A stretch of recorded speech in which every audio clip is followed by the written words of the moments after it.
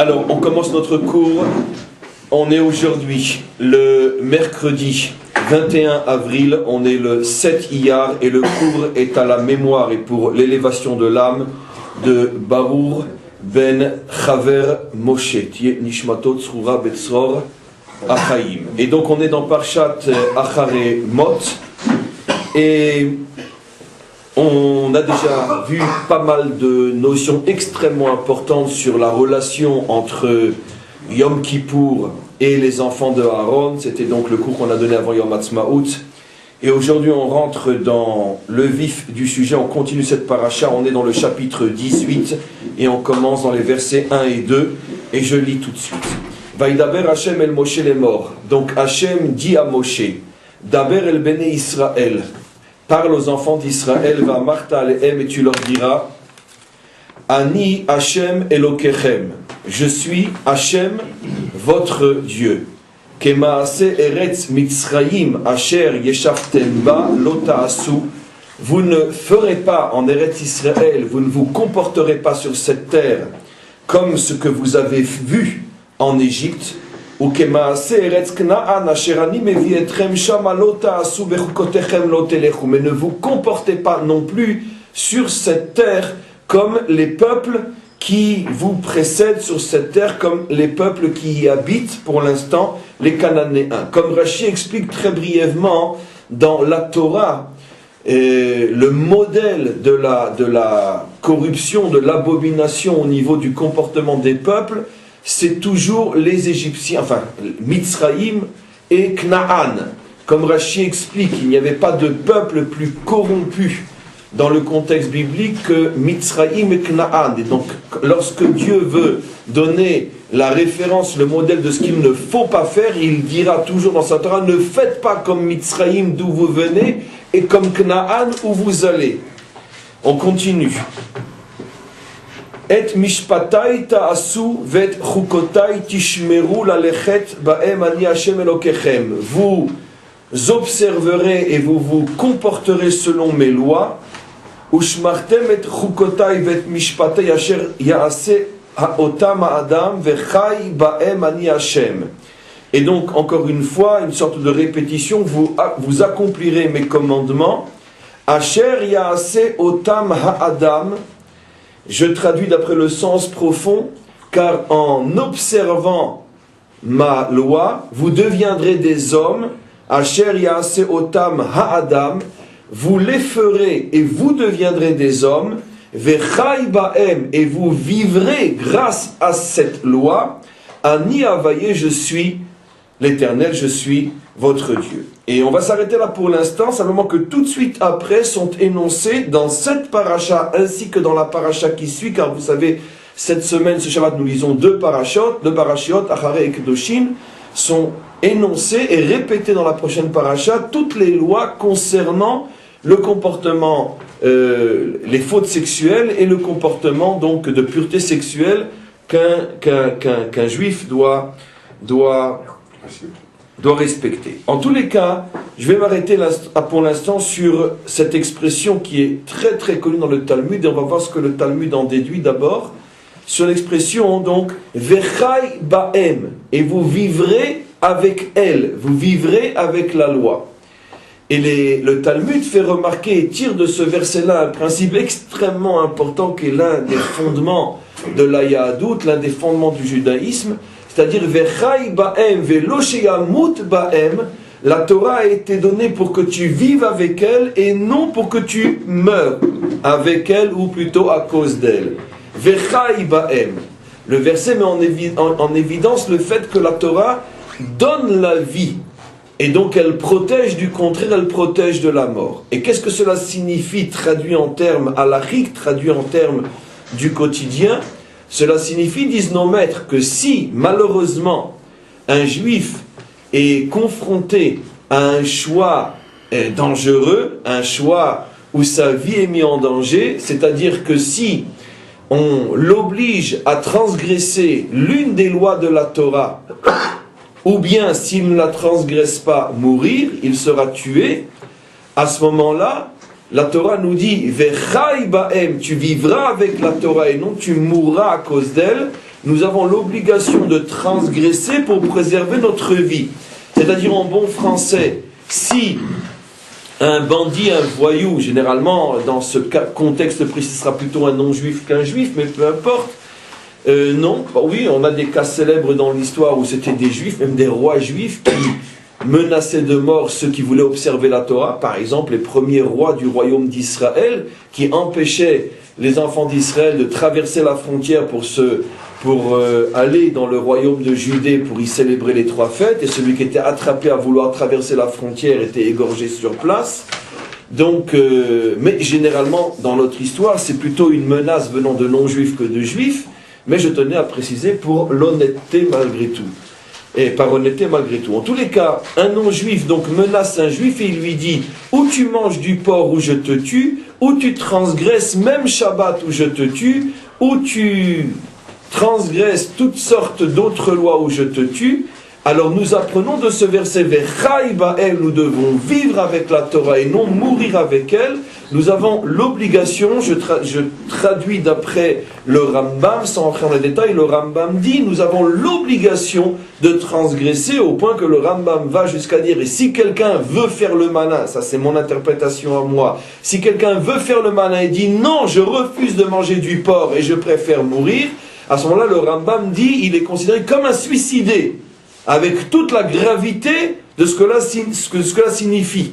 Pourquoi? Parce que la même Torah, explique le Rambam, qui te demande de manger kasher, la même Torah te demande de manger non kasher si ta vie est en danger. Finalement, c'est pas à toi de décider. Si tu veux véritablement servir Dieu, alors le même Dieu qui te dit mange kasher te dit que si manger kasher porte atteinte à ta vie, alors ne mange pas kasher. Finalement, de la même manière que là tu écoutes Hachem, là aussi écoute Hachem. Donc c'est pas à toi de faire le d'Artagnan et de dire non, moi je ne veux pas, je considère que ma vie vaut moins que la cacheroute. J'ouvre juste une parenthèse extrêmement importante sur ce point-là, parce qu'on va malgré tout en parler un petit peu. Le cours d'aujourd'hui va durer jusqu'à demain, donc j'ai un petit peu de temps, j'ai 2 bonnes heures pour expliquer toutes ces notions-là. Certains commentaires vont jusqu'à dire que les choses ne sont pas si évidentes que ça. Et c'est ce qu'on a trouvé, par exemple, sans voir tous les aspects de la loi. On a trouvé, j'ai déjà rapporté ce que je vais dire dans différents cours, on a trouvé que par exemple pendant la Shoah, on n'est pas si loin que ça de Yom HaShoah, pendant la Shoah, des milliers de Juifs se laissaient véritablement mourir, plus vite, parce que de toute façon tout le monde mourait, mais on pourrait dire accélérer le processus de décomposition, de famine et de mort, pour ne pas toucher le peu de, pas grand-chose, pas cachère qu'ils auraient pu manger, s'ils avaient voulu manger. Par exemple, ceux qui étaient pris avant d'être déportés dans les travaux forcés, etc., dans les ghettos ou ailleurs, recevaient à la fin de la journée une portion de n'importe quoi, mais en tous les cas pas cachère. Et donc certains préféraient ne pas se présenter au travail et rester dans des caves et mourir de faim, et donc mourir dans des conditions beaucoup plus rapides et plus atroces aussi, pour ne pas toucher à cette nourriture non cachère. Et donc le problème s'est posé. Pourtant le Rambam dit clairement que quelqu'un qui refuse de manger même non cachère sous prétexte que sa vie est et qu'il met sa vie en danger est considéré comme un suicidé. Alors beaucoup de choses ont été écrites à ce sujet-là, et l'explication la plus extraordinaire qui a été donnée et qui fait force de loi est la suivante. C'est qu'en vérité il y a des circonstances très particulières où la seule chose qui te donne encore une véritable raison de vivre et un but à l'existence, et donc d'une certaine manière un certain soutien, c'est précisément dans le fait de t'accrocher à la nourriture spirituelle plus qu'à la nourriture matérielle. Et donc on a vu, et on a quantité de témoignages sur ce sujet-là, que parmi les survivants, parmi les rescapés, on trouve énormément de gens qui justement se sont accrochés désespérément à une mitzvah et encore à une autre mitzvah, et on pourrait dire cette nourriture spirituelle leur donnait plus de force que le pain ou que la graisse qu'on leur demandait ou qu'on leur donnait à manger. Donc si quelqu'un sent véritablement que précisément le fait de s'accrocher à la Torah va lui donner une raison de vivre qui va lui donner peut-être plus de force que s'il cédait directement à la faute, alors lui ne rentre pas dans le cadre de se suicider, puisqu'au contraire, il fait le choix de la vie, puisque lui ressent que si déjà il peut s'en sortir, c'est précisément comme de cette manière qu'il pourra s'en sortir, plus que si directement il va à la transgression. Donc, ça c'est pour nuancer un petit peu ce que j'ai dit. Mais dans le cas standard, encore une fois, très globalement, tu as l'obligation de transgresser si ta vie est en danger.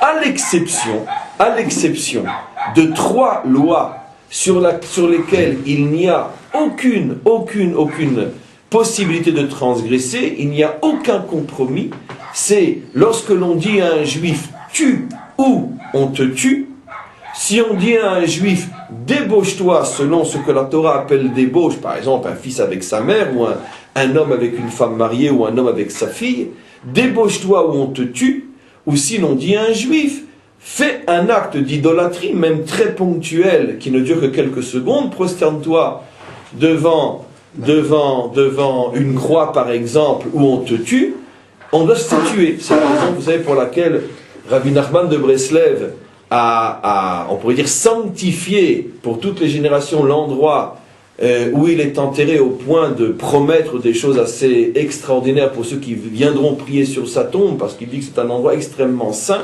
Et pourquoi cet endroit est extrêmement saint? Parce qu'a été égorgé en quelques heures toute la communauté de Ouman, quelques décennies avant Rabbi Nachman. Les Cosaques étaient arrivés à cet endroit-là. Il y avait je crois qu'il y avait 300 000 juifs qui vivaient à Ouman à cette époque-là. Ils ont planté une grande croix en plein milieu de la place et ils ont mis toute la communauté d'un côté et les Cosaques avec des sabres de l'autre côté. Ils ont dit, vous passez devant la croix, celui qui ne se prosterne pas, il est décapité, et toute la communauté est passée devant la croix, et bien sûr, bien évidemment, on les envie presque, là où ils sont aujourd'hui. Je dis une bêtise, mais c'est pas si bêtise que ça. Toute l'histoire, c'est d'arriver à passer le cap.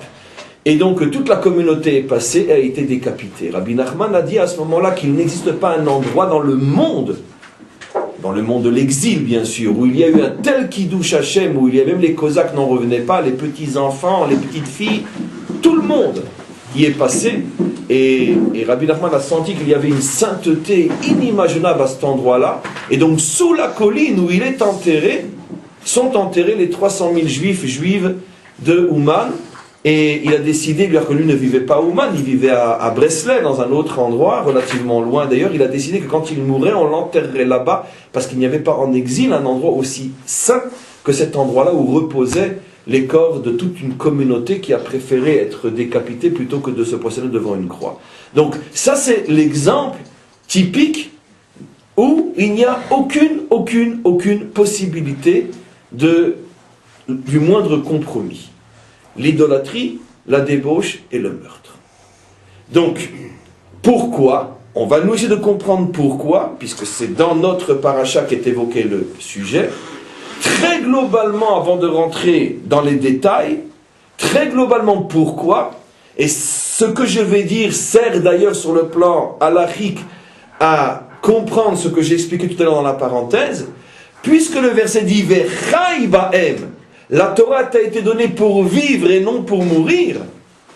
La Torah considère que ces 3 fautes-là, si tu les transgresses, vont vider complètement ton existence de sens, et donc ça ne s'appelle plus Vechai ba'em. Par contre, les autres interdictions, si par exemple quelqu'un mange du porc pour ne pas mourir, cette faute-là n'est pas à ce point grave pour vider ton existence de contenu. Et donc, la Torah considère que tu pourras, après la transgression, te reprendre en main, redonner un sens à ta vie. Bien sûr, il y aura certainement une réparation, parce qu'il va falloir te purifier de cette cochonnerie que tu as fait rentrer en toi. Mais quoi qu'il en soit, avec du travail et avec le temps, tu arriveras à retrouver le niveau que tu avais avant la transgression. Donc ta vie ne s'est pas vidée de sens. C'est pour ça que la Torah dit, transgresse ponctuellement, car tu pourras t'en sortir.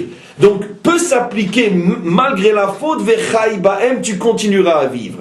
Par contre, si tu transgresses l'une de ces trois choses, tu ne pourras plus jamais reconstruire ton existence, tu ne pourras plus jamais vivre avec le souvenir d'un homme que tu as tué pour sauver ta propre vie. Je pense que tout le monde peut comprendre, sans qu'on ait besoin de discourir pourquoi.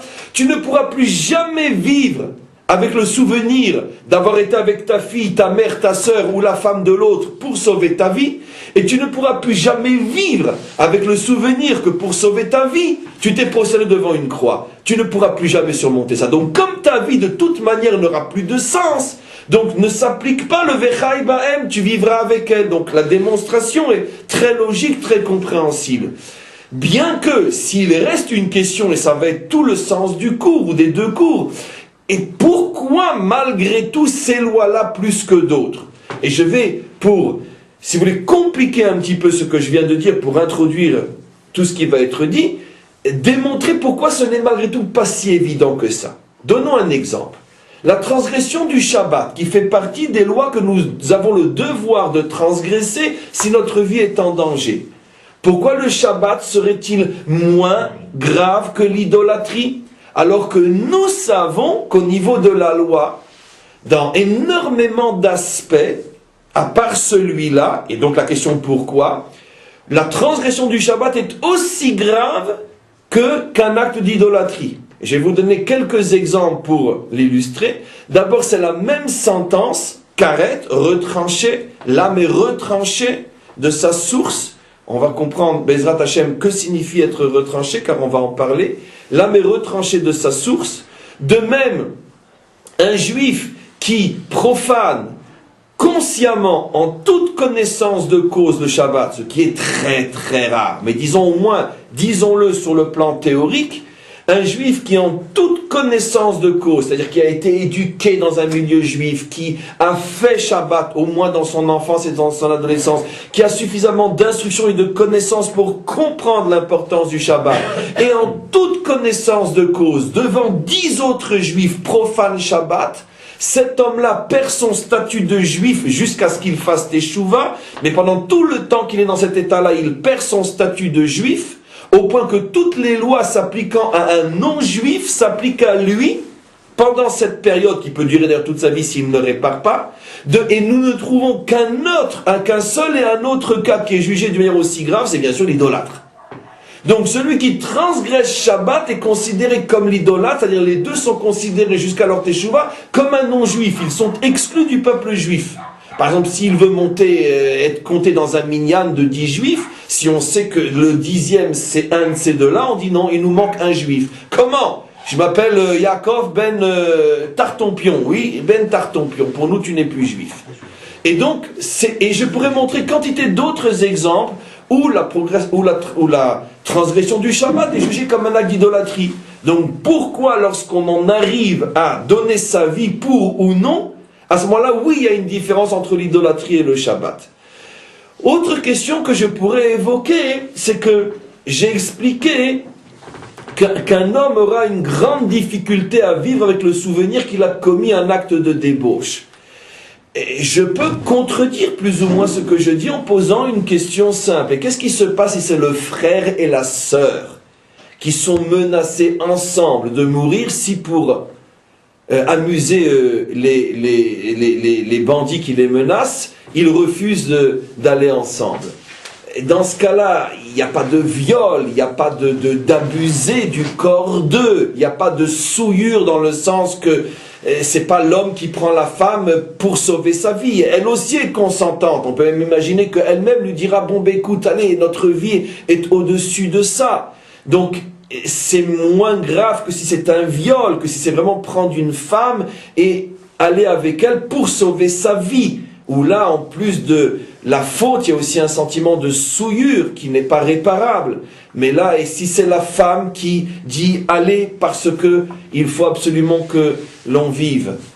Et en tous les cas, il peut y avoir des fautes qui, sur le plan de la morale universelle, et je ne le dis pas d'une manière péjorative, peuvent être considérées comme étant plus graves qu'un frère et une sœur qui, consentant, décident d'aller ensemble pour ne pas être fusillés. D'accord? Donc, pourquoi c'est à ce point grave? Et c'est ce qu'on va essaie de comprendre aujourd'hui quelle est la particularité de ces trois fautes qui sont donc l'idolâtrie, la débauche et le meurtre. Alors on va s'apercevoir de quelque chose d'assez extraordinaire.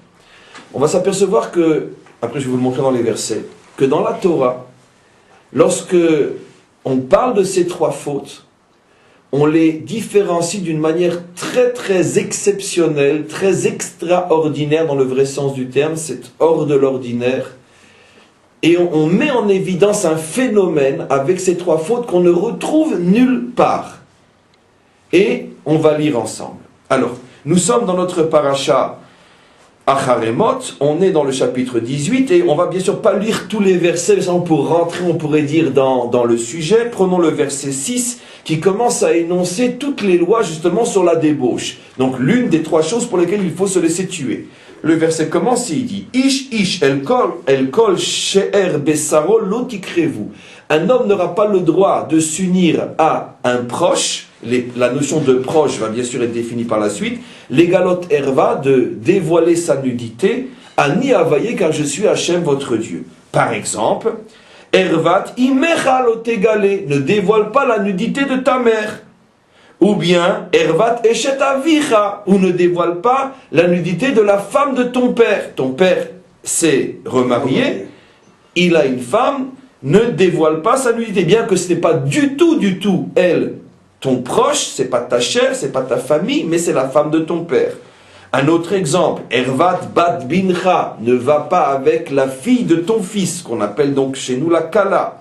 Ne va pas avec bat bitra, avec la fille de ta fille, donc ta petite fille, et ainsi de suite. Et bien sûr, ne va pas avec la femme de ton prochain. Ne va pas non plus, ce qui est très intéressant, ne va pas non plus avec ta propre épouse, lorsqu'elle est pendant sa période de règles. Juste une petite parenthèse extrêmement révélatrice et extrêmement importante. La Torah considère que l'épouse en période de règles rentre dans la catégorie des femmes interdites, comme on pourrait dire la sœur, la fille, la mère et la femme de l'autre. Ça veut dire que c'est une interdiction extrêmement grave, que malheureusement l'homme ressent beaucoup moins, parce que bon, c'est mon épouse, et puis, etc. Mais la Torah considère que, ou plutôt nous demande d'avoir cette sensibilité de ressentir que de la même manière que si tu es avec ta mère, tu es un cochon, et bien si tu vas avec ta propre épouse pendant la période de règles et jusqu'à ce qu'elle ait fait tout ce qu'elle devait faire pour se purifier dans le langage et selon le sens juif du terme, c'est comme si tu es avec ta mère et avec ta fille. Au regard d'Hachem, tu n'es qu'un sale cochon. Donc ça montre que finalement on est très loin d'avoir la sensibilité spirituelle et morale qu'a la Torah en ce qui concerne cet interdit. Et après, bien sûr, la Torah dit Ve'eleshet amitra lo titen shroftecha, ne mets pas ta semence dans la femme de ton prochain. Et en plein milieu des lois sur la débauche, il y a une ordonnance sur l'idolâtrie. On nous dit ou misarecha lo titen lavir la molaire. Ne donne pas ta descendance au molaire. Le molaire, comme on le sait, était, on pourrait dire, il y a quelques idoles qui sont toujours pris en symbole dans la Torah. Péor et molaire. Généralement, c'est les deux idoles qui, lorsque la Torah parle de l'interdiction d'être idolâtre, ces idoles sont mis en évidence. Parce qu'on sait bien que la Torah a aussi tout un discours pédagogique et à travers ces interdictions, il y a aussi des messages.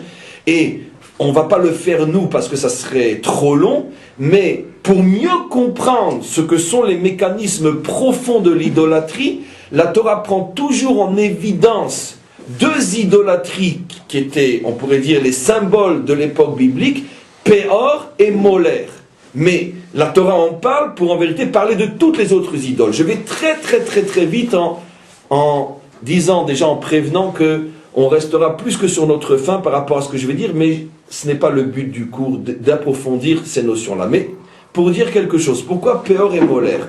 Péor et Molaire sont deux idolâtries qui sont extrêmement symboliques parce que, d'abord, elles sont très différentes l'une de l'autre et la signification aussi est très différente. Qu'est-ce que c'est le culte du Péor? Comme j'ai expliqué, un culte inimaginable, qu'on ne peut même pas comprendre comment pendant des siècles, les hommes couraient après cette idolâtrie. Ils couraient après au point que c'est devenu l'idolâtrie la plus importante, au point que Moshe Rabbeinu, notre maître, a été enterré, comme dit la Torah, en face d'un temple de cette idole-là, Péor.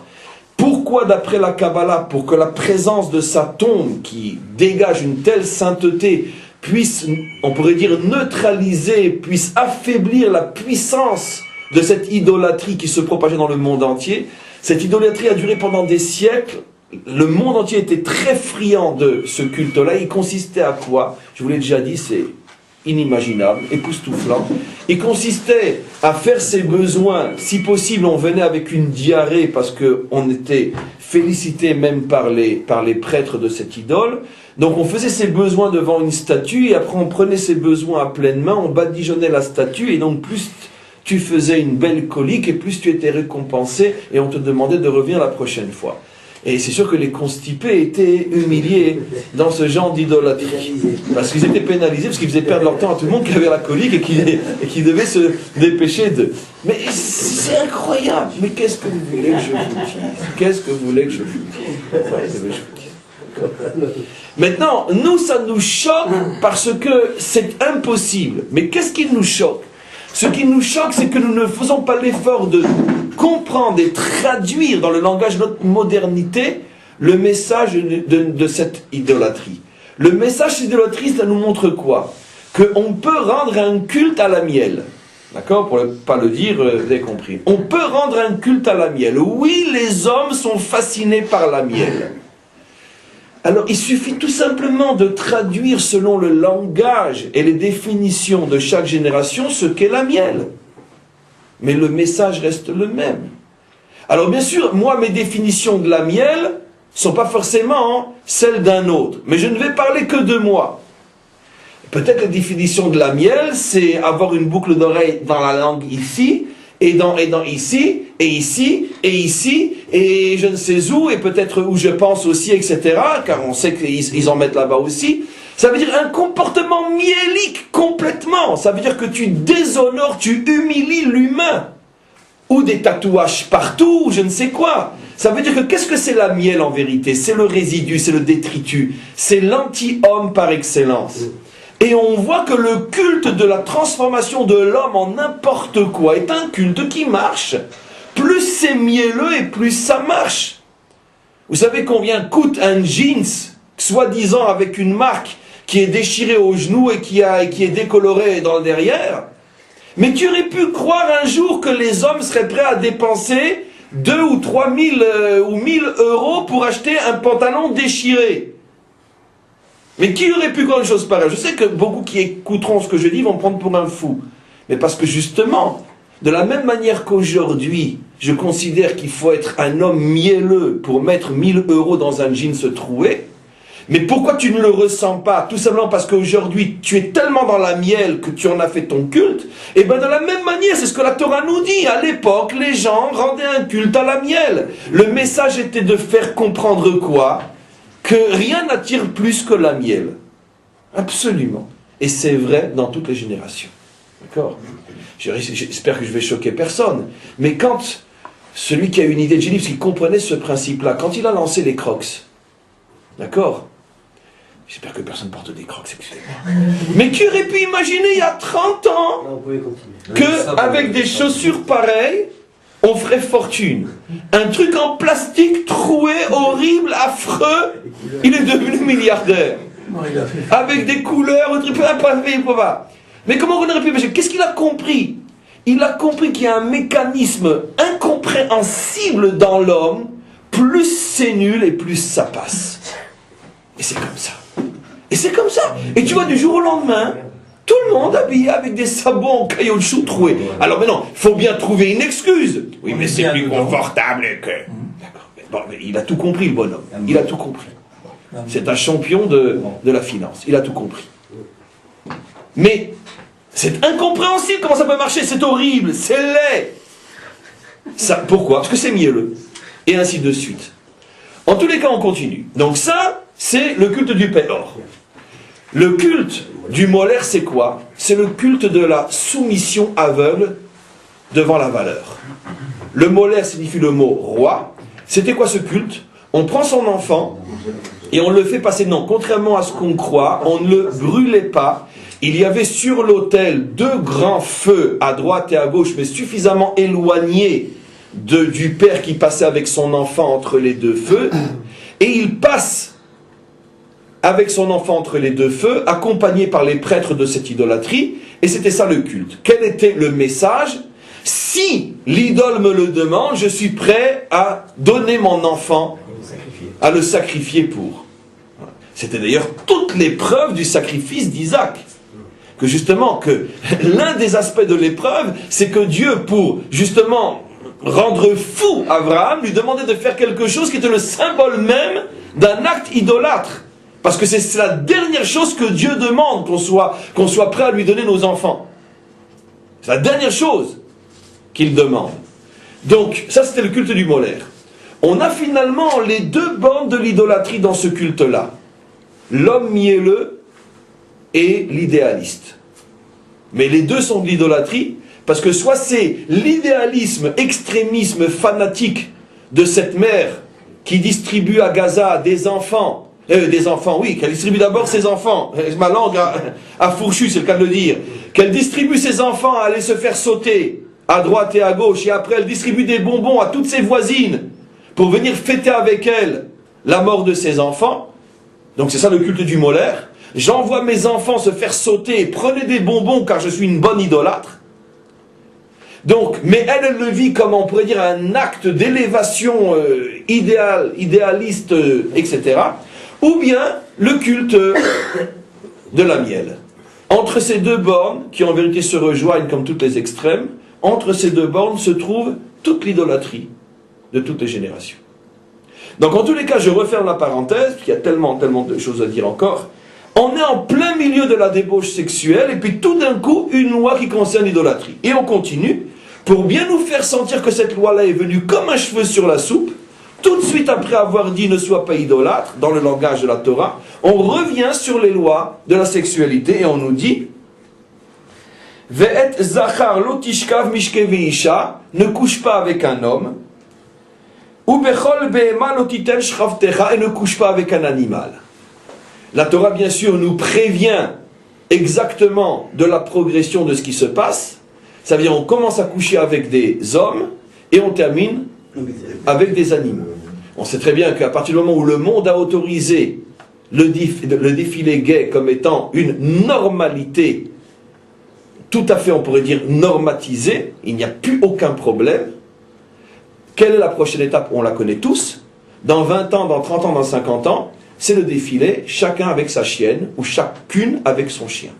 Maintenant, ceux qui rigolent aujourd'hui de ce que je dis, je les attends en tournant. Je pense que nous serons encore la génération qui verra ce genre de défilé. C'est absolument évident. D'où je le sais, la Torah nous le dit. À chaque fois que la Torah parle de coucher avec un homme, elle parle de coucher avec un chien. Pourquoi? Parce que c'est le dérapage. À partir du moment où c'est normalisé, alors tout peut être normalisé. Et puis après tout, toi t'aimes les hommes, toi d'abord t'aimes les femmes, toi t'aimes les hommes, et moi j'aime les chiennes, Azma, ou j'aime le chien. Pourquoi ça c'est permis et ça pas? Finalement, le même principe est mis en évidence. C'est ma nature, il n'y a aucune raison que je freine ma nature. D'autant plus qu'on sait qu'aujourd'hui, ce phénomène-là est très très très répandu dans le monde. Ce sont des centaines de millions d'hommes et de femmes qui couchent avec des animaux tous les jours. Seulement c'est encore complètement tabou, mais ce tabou attend son heure, lorsque celui dont on parle maintenant sera complètement normatisé, au point que celui qui osera encore en parler comme j'en parle aujourd'hui pourra peut-être faire de la prison. Moi, ma chance, c'est que je ne ferai pas encore de prison après ce que j'ai dit, mais c'est clair que dans quelques années, si j'ose parler comme ça, j'irai en prison. Lorsqu'on arrivera à cette étape-là de mettre quelqu'un en prison parce qu'il a osé parler de l'homosexualité, la prochaine étape, c'est les animaux et les hommes. C'est clair. La Torah nous a prévenus. Donc on est en pleine cochonnerie et on continue. Ubechol behema lotiten shraftecha, ne donne pas donc ta semence dans un animal, l'étamaba. Alors maintenant, et on termine, bon si déjà la Torah quand même va loin dans la description, l'otamod lifne behema, veisha l'otamod lifne behema, et qu'une femme ne se tienne pas devant un animal pour être prise par lui. Voilà, donc on pourrait dire, été jusqu'au maximum de la débauche sexuelle, avec en plein milieu un rappel sur l'idolâtrie. On comprend très bien que la Torah veut nous montrer qu'en vérité, l'idolâtrie et la débauche, c'est exactement la même chose. Et on sait tous pourquoi. Puisque qu'est-ce que c'est finalement la débauche? C'est aller vers une sexualité étrangère, que tu n'as pas le droit de connaître. Donc tu quittes la sexualité saine et constructive pour aller vers une sexualité mauvaise et destructive. Et qu'est-ce que c'est l'idolâtrie? Tu quittes une relation, sexualité c'est une relation, tu quittes une relation saine et constructive pour aller vers une relation mauvaise et destructive. C'est pour ça que dans toute la Torah, lorsque l'on parle de commettre l'idolâtrie, ça porte le même nom que la débauche en hébreu, znout. Znout signifie prostitution au niveau sexuel, et znout dans la Torah signifie idolâtrie. Comment se fait-il que la Torah utilise le même mot pour désigner apparemment deux concepts différents? Parce que bien sûr, c'est exactement la même chose. Tu dois t'unir à ce sexe-là pour que tu te construises avec lui, et tu t'éloignes de lui pour aller t'unir à un sexe qui te détruit. Et en haut, c'est la même chose, tu dois t'unir à une source spirituelle qui te construit, et tu la quittes pour t'unir à une source spirituelle qui te détruit. C'est exactement la même notion. Donc, on continue, et maintenant, regardez ce que l'on dit. Quelque chose de très nouveau par rapport à toutes les autres fois où la Torah parle des fautes. Elle dit, je suis dans le verset 24, Al titamu bechol ele, ne vous rendez pas impurs dans toutes ces choses que je viens d'énoncer. C'est quoi les choses que je viens d'énoncer? La débauche sexuelle et l'idolâtrie. Il n'y a pas d'autres choses qui viennent d'être énoncées. Ki bechol ele nitmu hagoyim asher ani meshalam mipnechem. Car sachez que dans toutes ces choses-là se sont rendus impurs les peuples que je chasse devant vous, les 7 peuples cananéens. Et regardez maintenant, jusqu'à présent, bon, il n'y a rien de très exceptionnel. Mais maintenant, regardez. Le concept que je vais lire, vous le connaissez, mais on va nous le comprendre. Vatitma haaretz. Parce que si vous faites ça, la terre elle-même sera rendue impure par vos fautes que vous faites sur elle, au-dessus d'elle. Vaefkod avona alea. Et je serai obligé de réagir face à la faute que vous faites sur la terre. Et qu'est-ce qui va se passer? Vataki haaretz et yoshvea. Et la terre vomira ses habitants. Alors nous connaissons tous cette notion de la terre qui vomit ses habitants. Peut-être que jamais on vous a mis le doigt, ou plutôt les yeux, sur le fait que cette expression n'est dite qu'au sujet des 2 fautes pour lesquelles il faut se laisser tuer plutôt que de transgresser, précisément dans la parcha qui nous apprend le principe de vivre ou mourir avec la Torah, Vechai Bahem, on parle de la débauche et de l'idolâtrie, et c'est à ce niveau-là qu'on nous dit, si vous le faites, vous allez rendre impure la terre et elle vous vomira. Parce que la terre, normalement, veut vous manger, mais dans le bon sens du terme, d'où sait-on que la terre d'Israël a la capacité de manger ses habitants? C'est précisément ce que les explorateurs, eux, dans un sens négatif, mais peu importe, c'est ce que les explorateurs avaient révélé. Eretz, Ochelet, Yoshvea, une terre qui mange ses habitants. Je vous avais déjà fait remarquer que pratiquement toutes les traductions ont commis un crime irréparable en traduisant dévore ses habitants dans un sens de monstre, cannibale. Or, ils n'ont rien compris au sens de ce verset-là. Non, il n'est pas dit dévore, il est dit manger. Ça veut dire qu'il y a quelque chose de positif. Et rappelez-vous tous les cours sur la nourriture.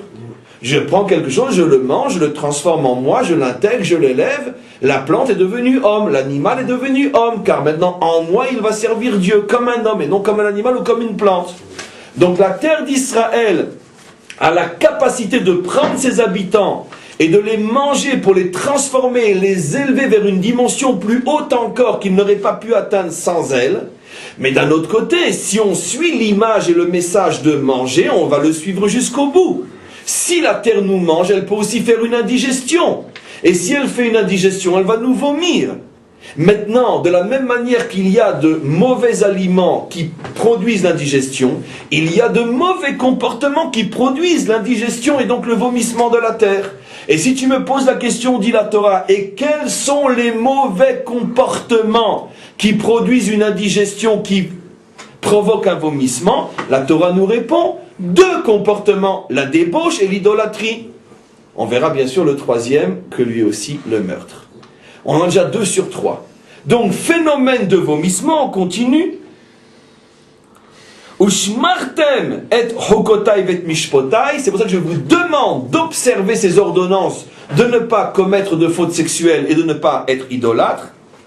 Velota asumi kol atoevot, ne faites pas ces abominations.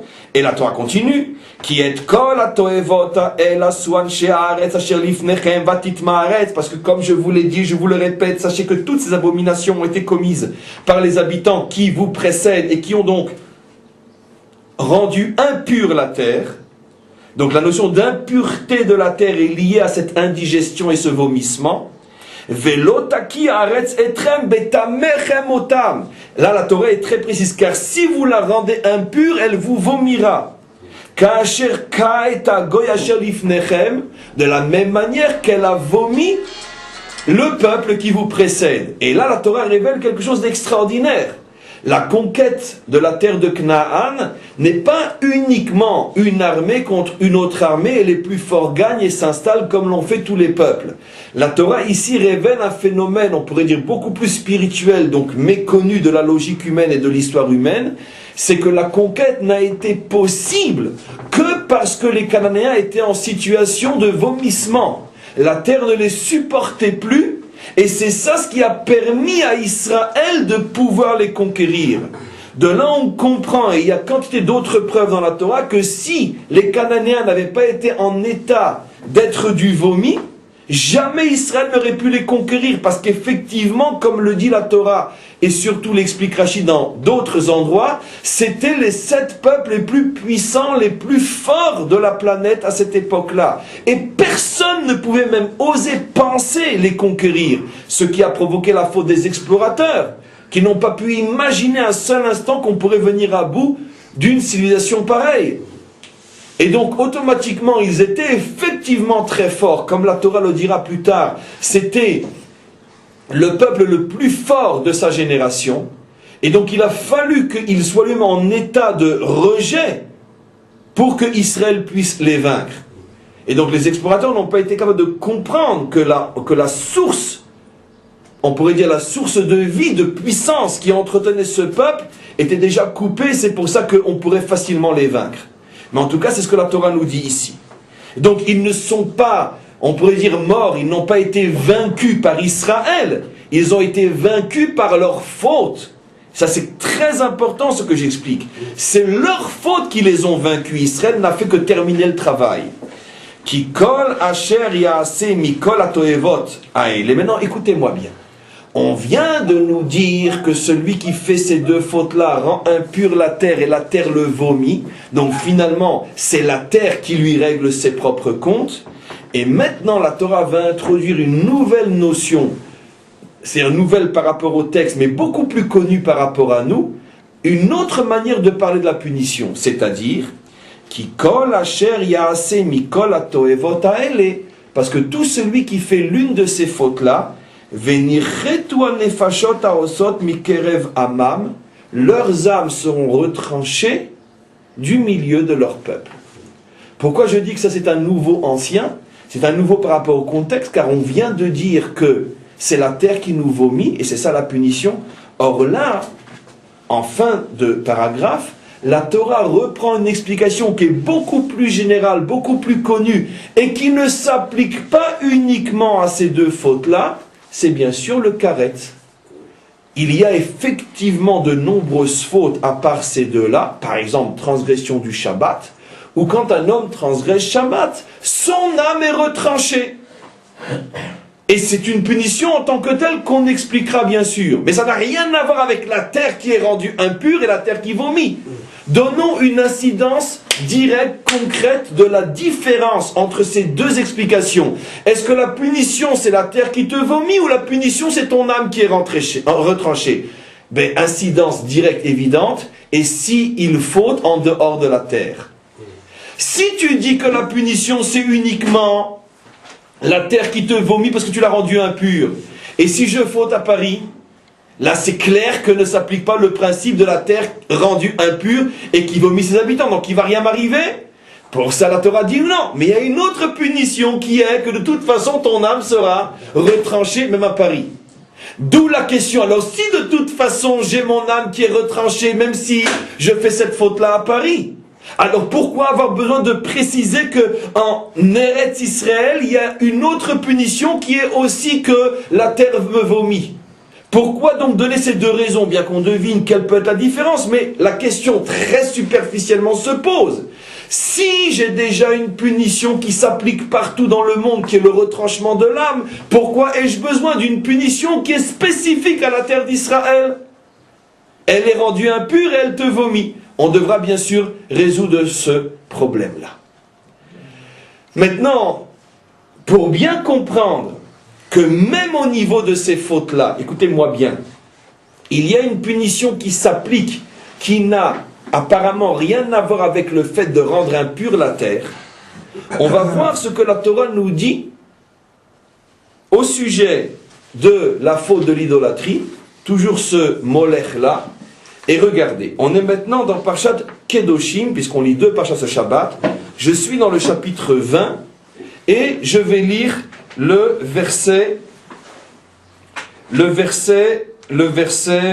et 2, etc. On nous parle de ce culte idolâtre, c'est-à-dire la deuxième paracha reprend les notions de la première, c'est pour ça qu'on lit les deux en même temps, et elle dit Ish be Israël asher yiten mizaro la moler, lorsqu'un homme donnera son enfant à Moler, mot yumat, il mourra.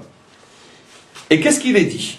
Veikrati oto mikerev amo, il sera passible du karet, il sera retranché de son peuple, on ne parle pas de la terre qui le vomit, bien que, avant, on parlait, oui, de la terre qui le vomit, et on dit, la Torah dit la chose suivante, un verset incompréhensible, si ce n'est l'explication de Rashi, le verset dit, pourquoi je le retranche? Les ma'an tamé et mikdashi, parce qu'en faisant cela, il a profané mon sanctuaire, l'endroit où je réside. Rashi, se faisant l'écho des maîtres d'Israël, pose une question, il dit, mais je ne comprends pas, le culte du molaire ne se faisait certainement pas à l'intérieur du temple, car Mikdashi signifie mon sanctuaire, mon temple. Le culte du molaire se faisait partout en Israël, et même d'ailleurs en dehors des frontières d'Israël, car c'était un culte répandu dans le monde entier, peut-être même d'origine païenne, qui n'a rien à voir avec le temple. Vous pensez bien que ce n'est pas dans le temple qu'on faisait même dans les pires époques, on n'a jamais fait ce culte-là dans le temple. Donc pourquoi la Torah dit « il sera retranché » parce qu'il a souillé mon sanctuaire. Rashi donne une explication fabuleuse, et on va la prouver tout à l'heure. Il dit non. Il y a des fois dans la Torah où le peuple juif lui-même est appelé le sanctuaire de Dieu, parce que, comme nous allons le voir, Dieu réside au milieu de son peuple exactement de la même manière qu'il réside à l'intérieur du temple. Et le sanctuaire sacré dont on parle ici, c'est tout simplement ce qu'on appelle dans notre langage à nous Knesset Israël, l'assemblée d'Israël, c'est-à-dire, dit d'une manière plus profonde et plus spirituelle, l'essence des âmes d'Israël qui s'appelle le sanctuaire de Dieu, parce que Dieu réside au milieu des âmes d'Israël. Et donc, comment faut-il lire ce verset-là, dit Rashi? Celui qui commet un acte idolâtre sera retranché parce qu'il a souillé mon sanctuaire qui est l'essence des âmes d'Israël. Et donc, que signifie le fait qu'il est retranché? Ça veut dire que son âme est déracinée de cette essence-là, comme un fruit qui est déraciné de l'arbre, ou comme un arbre qui est déraciné, un fruit qui est enlevé de l'arbre, ou comme un arbre qui est déraciné de sa racine. Donc, il est coupé de sa source de vie. Donc, vous voyez que là, dans ce verset-là, écoutez-moi bien, dans cette paracha, on reprend l'interdiction d'idolâtrie qui, dans le texte précédent, est décrit comme capable de rendre impure la terre au point qu'elle nous vomit. Et là, la même interdiction le culte du Molaire est repris d'une autre manière, où on ne nous parle que de l'effet karet, c'est-à-dire tu es retranché, ton âme est retranchée de sa source d'âme. Donc c'est vrai à Paris, à Marseille, à New York, c'est vrai partout, car partout où se trouvent les Juifs se trouve l'essence de l'âme d'Israël. Donc pourquoi constamment cette différence? Une fois c'est la terre, une fois c'est la racine des âmes. Et regardez, je continue encore un peu plus, il y a énormément de notions aujourd'hui, comme toujours d'ailleurs. Dans la même paracha, on va nous parler à nouveau maintenant de l'une de ces fautes-là, de la débauche.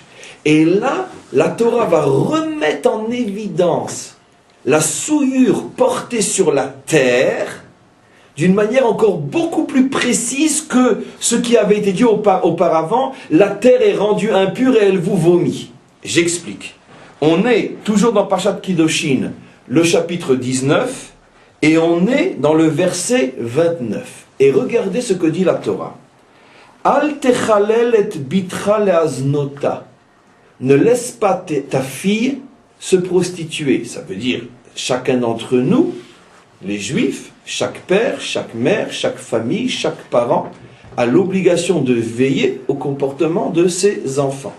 Donc ne laisse pas ta fille se prostituer.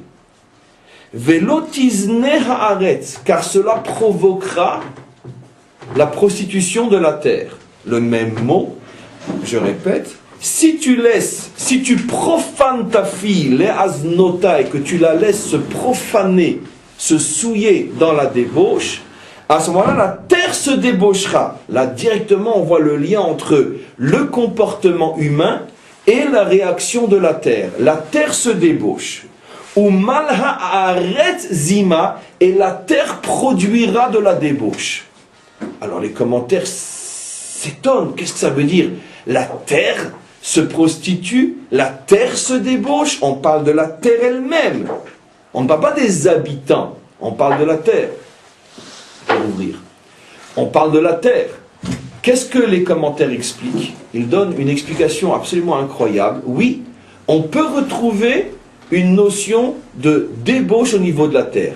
Si on en comprend le principe. Qu'est-ce que c'est la débauche? C'est l'infidélité. Ça veut dire, normalement, tu aurais dû être avec cette femme et tu es avec une autre. Pas forcément dans le sens d'infidélité par rapport à une femme mariée, mais l'infidélité dans l'acte sexuel. Normalement, ce sont ces deux corps qui auraient dû s'unir parce qu'ils sont faits pour construire ensemble, et ces corps vont s'unir avec d'autres corps qui les détruisent plutôt que de les construire. Donc il y a une infidélité sexuelle, c'est-à-dire que la sexualité ne s'exprime pas là où elle devrait s'exprimer. Que signifie la prostitution de la terre? Rachi explique, c'est que la terre ne produira plus selon ce qui devrait être la logique des choses. C'est-à-dire que, au lieu qu'il pleuve dans un endroit où les champs ont besoin de la pluie, il pleuvra, mais au-dessus d'une terre aride qui n'appartient à personne, et donc ça ne sert à rien. Ou au lieu qu'il pleuve pendant la saison, au moment où la terre en a besoin, il va pleuvoir, mais en été, à un moment où ça ne sert plus à rien, parce que pendant la période des pluies, il n'y avait pas de pluie. Ou au lieu de pleuvoir selon la mesure normale, comme ça s'est d'ailleurs malheureusement passé cette année aussi, il va tellement pleuvoir qu'au lieu d'abreuver la terre, ça va détruire toutes les pousses qui vont crever sous le poids de l'eau tombée. Donc, ça veut dire quoi? Il va y avoir une relation entre la pluie et la terre, mais d'une manière de débauche. Ça veut dire pas au bon endroit, au bon moment. De la même manière que tu vas avec une prostituée, la pluie tombera sur un désert et non sur ta terre. De la même manière qu'en rentrant dans une prostituée, tu te détruis, et bien la pluie tombera au bon endroit, mais tellement forte qu'elle va tout détruire. C'est ça la prostitution de la terre. Et de là, on comprend une chose extraordinaire d'Irachi, c'est que le comportement de l'homme a effectivement une influence sur la terre elle-même, au point que la terre va avoir un comportement débauché, un comportement de prostitution, comme si la terre ressentait, réagissait au comportement humain. On est tous d'accord que ce phénomène ne peut pas se produire à Paris ou à Marseille. il ne peut se produire, comme la Torah le dit, que sur la terre que je vous donnerai. Donc on voit que la terre d'Israël, on pourrait dire, a une sensibilité inimaginable, où elle ressent les énergies négatives produites par les hommes, et elle va les intégrer au point de les répéter, jusqu'au moment où elle n'en pourra plus, elle va en faire une indigestion, et elle va vomir tout ce qu'elle a dans les tripes, et y compris et surtout ses habitants. Alors donc, on a trouvé, encore une fois, que en ce qui concerne l'idolâtrie et la débauche, on a soit le phénomène du retranchement classique qui ne s'applique pas qu'à ces choses-là, et qui s'applique partout, soit une réaction typique à ces deux fautes-là, et qui ne s'applique qu'en Eretz Israël, et on va continuer, et on termine le cours pour aujourd'hui. Demain, on continue à décoder. Il nous manque un troisième, le meurtre. Alors vous pensez bien que la Torah a déjà répondu. On va aller maintenant dans les derniers versets du 4e livre de la Torah, Bamidbar, Parshat Mas'eh. Et le dernier livre, la dernière paracha du 4e livre, termine, entre autres, c'est l'avant-dernier sujet, sur le problème du meurtre. Quelqu'un qui en tue un autre. Alors, je vais aller très vite, je ne vais prendre que ce qui nous intéresse. La Torah dit comme ça. On est dans le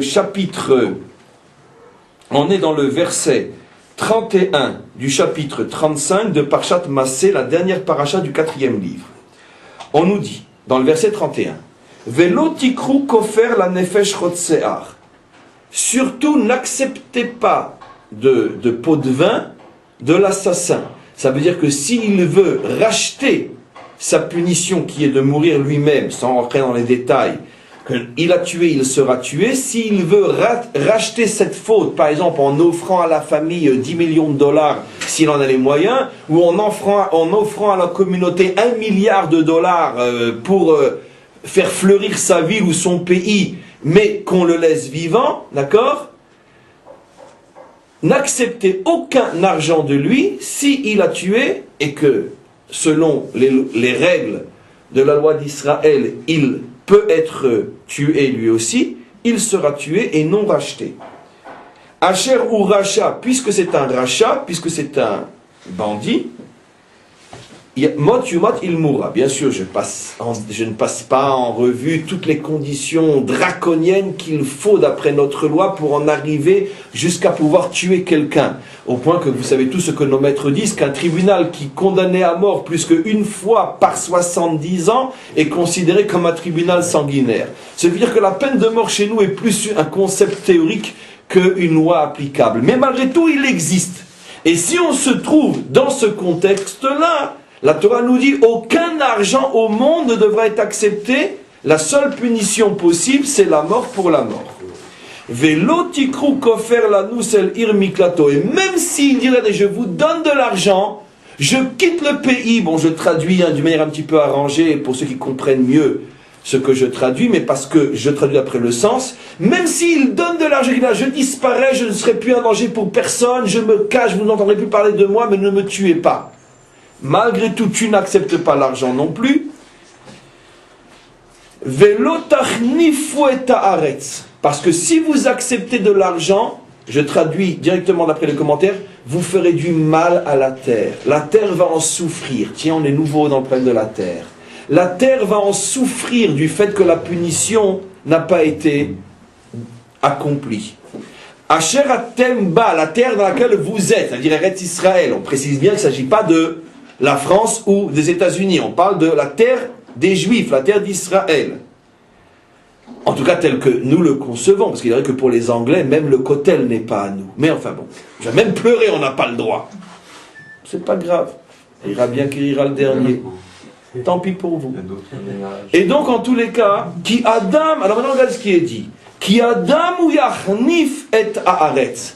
Parce que le sang qui a été versé sur cette terre et qui n'a pas été réparé par la mise à mort de l'assassin, ce sang-là est en train de faire du mal à la terre, parce que la terre a absorbé du sang qui n'a pas été réparé, ça lui fait mal. Tiens, la terre est perçue ici comme un être humain. Velaaretz lo yechupar l'adam asher shufar ba kim bedam shofro, et la terre ne pourra accepter ce sang innocent qui est rentré en elle que lorsqu'elle recevra en compensation le sang de l'assassin. Et là à nouveau il est dit Velo tetame et haaretz asher atem yoshvim ba, car sachez que le sang versé par un assassin rend impure la terre. On a trouvé la troisième faute. On cherchait les trois fautes particulières où les faire, ces fautes-là, en Eretz Israël, rend impure la terre. On avait trouvé dans nos parachutes de cette semaine la débauche et l'idolâtrie. On cherchait où était le troisième qui rend impure la terre. Ça ne pouvait être que le meurtre qui fait partie du groupe des trois, et on l'a trouvé. Velo tetame et haaretz asher yoshvim ba, car si vous ne faites pas ce que vous devez faire dans ce problème de meurtre, la terre sera rendue impure. Asher ani shochen betocha. Et là maintenant on a une révélation qui nous servira à toute la construction du cours de demain. Et si vous me posez la question, et alors qu'est-ce que ça peut faire de rendre impure la terre? Pourquoi elle nous vomirait si on la rend impure? Là, pour la première fois, la Torah répond Asher ani shochen betocha. Non, pardon, regardez. Alors, d'abord, on précise bien qu'il s'agit de la terre où vous vivez. Ça, je l'ai déjà dit. La terre, Asher atem yoshvim ba, la terre où vous vivez. Donc, la terre d'Israël. Pour la Torah, il n'y a qu'une seule terre où un juif doit vivre, c'est en Eretz Israël. Et maintenant, l'explication. Asher ani shochen betocha. Parce que moi, je réside sur cette terre. Et on rajoute Ki ani Hashem shochen betor bnei Israël. Et je réside aussi parmi vous. C'est-à-dire donc que ici, à la fin de la troisième faute, la Torah révèle enfin ce qui va nous servir, nous, de début de compréhension. Pourquoi? Parce que je réside dans cette terre et parce que je réside au milieu de vous. Donc je réside au milieu de vous qui vous-même résidez sur cette terre.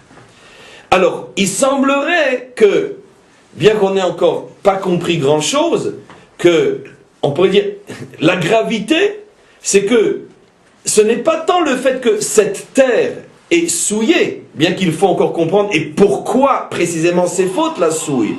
Mais le vrai problème dans la souillure de la terre, c'est que si cette terre est souillée, c'est en vérité d'une certaine manière Hachem qui est souillé. Comment il est souillé? Tout simplement par le fait qu'il est sur cette terre-là. Alors ce qu'il va falloir comprendre demain, c'est encore une fois pourquoi justement ce sont ces fautes-là qui souillent, et pourquoi dans le verset il est dit d'une certaine manière comme une sorte de répétition qui semble, on pourrait dire, dévier notre attention, parce que d'un côté on nous dit ne souillez pas la terre parce que je m'y trouve, mais le verset termine en disant ne faites pas ces fautes parce que je me trouve parmi vous. Donc on retrouve cette dualité. Est-ce que c'est ne fautez pas parce que je me trouve parmi vous, ou ne fautez pas parce que je me trouve dans la terre? On voit que la Torah dit les deux choses. J'avais déjà fait remarquer qu'une fois on nous dit que la punition c'est la terre qui nous vomit, et une fois la punition c'est tout simplement le retranchement. Et effectivement on voit dans cette conclusion que les deux sont vrais. C'est-à-dire que la terre risque de vous vomir parce que j'y suis, ou votre âme sera retranchée parce que je suis aussi au milieu de vous. Donc vous voyez combien il y a une logique parfaite qui nous permet donc de comprendre tout ce qui se passe. On va maintenant passer aux questions, et on va lire comme prévu quelques questions qui sont demandées sur le site. Alors, à propos de transgresser ou mourir, j'ai entendu que si l'ordre de transgression est donné devant d'autres juifs dans le but de faire un chilul Hashem, il faut refuser de se laisser tuer. Absolument.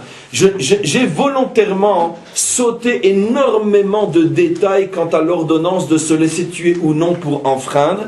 Et je suis resté volontairement extrêmement imprécis parce que je savais qu'on avait tellement de choses à dire aujourd'hui que je pensais qu'on n'y arriverait pas en fin de compte, et on y arrivait plus ou moins tout juste. Ce que je voulais, c'est préparer le cours de demain, et que le cours d'aujourd'hui était un cours où il y avait énormément de notions qui devaient être entendues. En tous les cas, effectivement, bien que j'ai expliqué que pour toutes les fautes, sauf les 3 en question, si quelqu'un te dit transgresse ou tu as l'obligation de transgresser, il y a malgré tout une exception que je n'ai pas citée, c'est que si la menace est faite en présence de 10 autres juifs.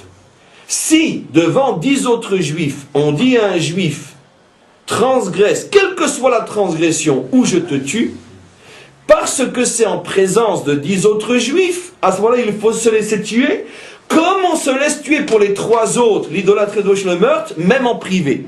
C'est-à-dire que, si c'est les 3 en question, même en privé, tu te laisses tuer. Si c'est une autre faute, en privé, tu transgresses, en public, tu te laisses tuer. Pourquoi le fait que ce soit en public, tu te laisses tuer? Parce que le fait que ce soit en public va conférer à la faute un statut qui va être du même type que ce qu'ont les 3 autres, même en privé, et ça je l'expliquerai demain. Ça veut dire, toute faute plus 10 juifs élève la faute au même niveau que les 3 autres, même en privé. Mais on expliquera bien sûr demain. Qu'est-ce que la miel? Je ne trouve pas ce mot dans le dictionnaire. Alors, quand vous serez habitué au style du Ravdinovitch, vous comprendrez qu'il a son propre dictionnaire. Alors, voilà. D'ailleurs, quelqu'un a répondu, c'est une expression pour ne pas dire autre chose. Alors,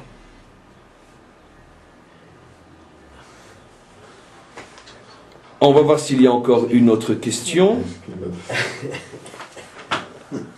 Oui, quelqu'un au sujet du fait que les hommes iront avec un jour des animaux dit que cette faute-là s'appellera la zéophilie. Voilà. Zoophilie. Bon, pourquoi pas, on verra. Peut-être que c'est effectivement le nom qui sera donné. Bon, en tous les cas, on arrête, comme il est très tard, on arrête le cours pour aujourd'hui. À moins qu'il y ait une question chez vous, oui. Le lien que vous avez posé à la fin des 2 manières de concerner la terre et Israël, c'est parce que justement, le lien, c'est parce que quand on a vocation pour être mangé par la terre au sens élevé, oui. Alors, en fait, c'est parce qu'on est dans la terre, entre guillemets, qu'on est touché à la fois en tant que... On touche la terre et on touche Hachem, c'est parce qu'on est absorbé dedans, c'est-à-dire que ça donne un statut de la terre encore plus fort.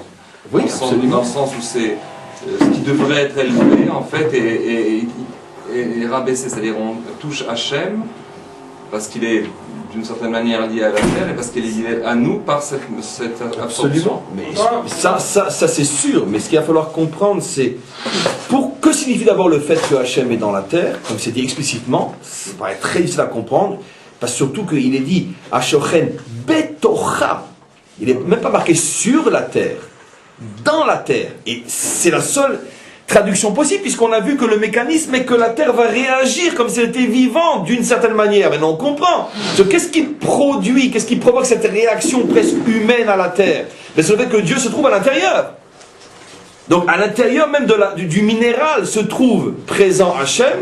Donc il va falloir comprendre ce que cela signifie. Entre parenthèses, le lendemain de Yom Ha'atzmaut, si on avait fait cours Yom Ha'atzmaut, c'était d'ailleurs le cours qui était prévu, mais c'est un cours qui est en résonance d'une manière inimaginable à Yom Ha'atzmaut. Qu'est-ce que nous fêtons? Nous fêtons quelque chose qui, en vérité, met en évidence l'une des révélations les plus incroyables de la Torah, que le divin se manifeste dans le minéral même de la terre d'Israël, au point de lui donner des réactions et un comportement humain, style indigestion, ou style tu te prostitues, je me prostitue, etc. Comment peut-on comprendre une chose pareille? Donc ça, il va falloir comprendre demain le mécanisme. Et ce qu'il va falloir comprendre aussi, comme j'ai expliqué, c'est pourquoi ces fautes-là et pas d'autres. Et comprendre aussi, puisque j'ai ce mécanisme de Dieu qui est dans la terre et de la réaction de la terre, pourquoi j'ai besoin d'utiliser un autre mécanisme qui est le retranchement, qui lui, comme on le sait, n'a rien à voir avec la terre, car si un juif profane Shabbat, il est de toute façon retranché, bien qu'il n'est pas sur la terre, il lui manque donc les 2 conditions, ni ça fait partie des 3 fautes, ni il est sur la terre, et pourtant il est retranché. Donc on voit que le phénomène de retranchement n'a rien à voir avec le problème des 3 fautes ou le problème de la terre. Donc pourquoi à chaque fois la Torah superpose, et surtout dans le dernier verset que je vous ai lu, l'un après l'autre, car je suis dans la terre et car je suis dans les âmes d'Israël. Donc on donne 2 raisons qui ont on pourrait dire un champ d'application qui n'a rien à voir l'un avec l'autre. Toutes ces questions, Bezrat Hashem, seront répondues, si Dieu veut, demain, et en attendant, une très très bonne journée.